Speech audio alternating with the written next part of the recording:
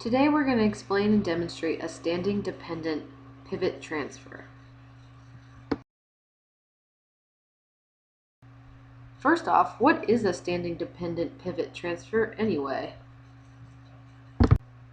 Well, dependent means that the patient needs total physical assistance from one or more persons to accomplish an activity, and a stand pivot is a transfer that requires the patient to be elevated to standing from a bed or chair and pivoted with his or her back toward the surface on which the patient is lowered. Before you start setting up or executing the transfer, it is important to make a plan based on the patient's condition and the available resources, which include equipment or people. The patient's condition includes weight-bearing status, strength, balance, motor control, each of which can be determined from your evaluation, written documentation on the patient's family, or the goals of treatment. Also, make sure to explain what exactly you plan on doing and get consent from the patient before beginning. When performing the transfer, again explain what you are doing and give concise instructions.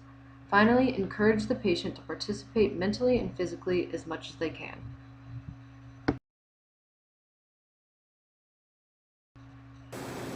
Introduce yourself and explain what you plan on doing with the patient. How are you Get today? consent. I'm good. How are you?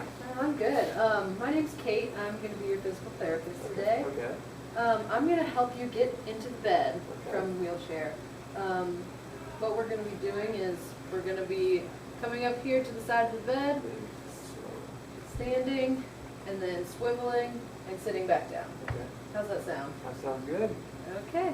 Can I get your name, date of birth? My name is Josh Havlich, and born October 15th, 1990. Check your wristband. Okay, looks good. You ready to get started? Yeah. Bring the wheelchair towards the bed at a 45 to 60 degree angle. Make sure that you're set up to the pivot towards the patient's strong side. Lock the wheelchair and put a gait belt around the patient's waist.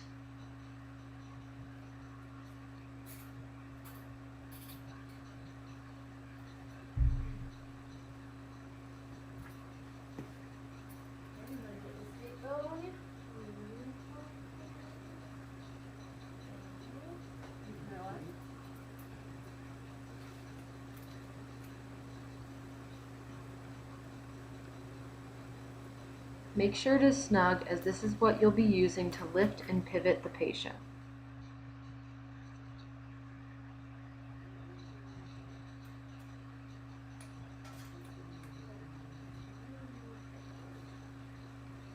Take their legs off the leg rests, swing out the leg rests, and remove them if possible.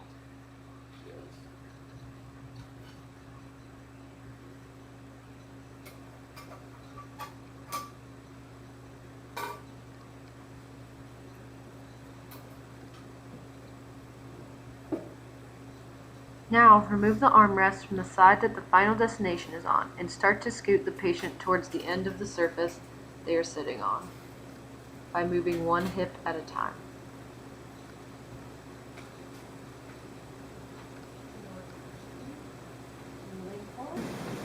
This is showing another angle of the stance and how to scoot the patient to the edge of the seat.